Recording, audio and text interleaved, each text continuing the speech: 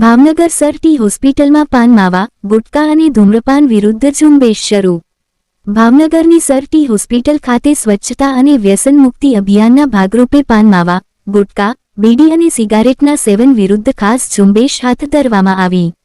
Hospital તંત્ર દ્વારા security સ્ટાફને કડક સૂચનાઓ આપી હોસ્પિટલના કમ્પાઉન્ડ, વોર્ડ વિસ્તારમાં ધૂમ્રપાન પર સંપૂર્ણ પ્રતિબંધ અમલમાં મૂકવા સઘન ચેકિંગ શરૂ કરાયું છે. આ ઝુંબેશ અંતર્ગત સિક્યુરિટી સ્ટાફ દ્વારા હોસ્પિટલના વિવિધ વોર્ડમાં ચકાસણી કરવામાં આવી હતી, જેમાં દર્દીઓના બેડ નજીક તેમજ તેમની મુલાકાતે આવેલા સગા સંબંધીઓ પાસેથી પાન માવા, ગુટકા, બીડી અને સિગારેટ જેવી તમાકુજન્ય વસ્તુઓ જપ્ત કરી નાબૂદ કરવામાં આવી હતી.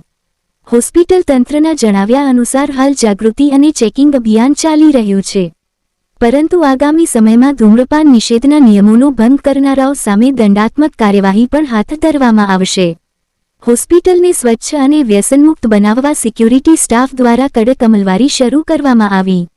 આ નિયમો મુખ્યત્વે દર્દીઓના સગા સંબંધીઓ અને મુલાકાતીઓ માટે અમલમાં મુકાયા છે, ત્યારે હોસ્પિટલના સ્ટાફ દ્વારા પણ આ નિયમોનું સમાન રીતે પાલન કરવામાં આવશે કે કેમ તે જોવાનું રહ્યું. રિપોર્ટ હિરેન ચૌહાણ, ભાવનગર.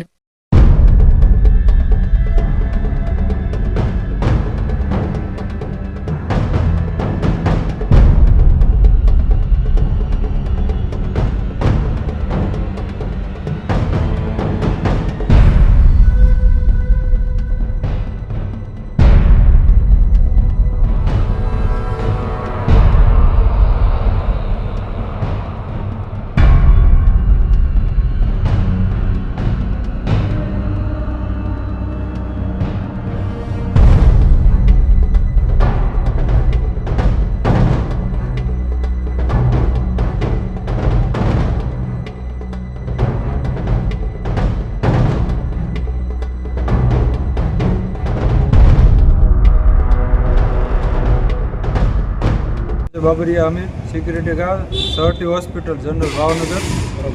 અમે પાન માવાનું ચેકિંગ ઉપર સાહેબના કહેવાથી ચાલુ કરેલ છે.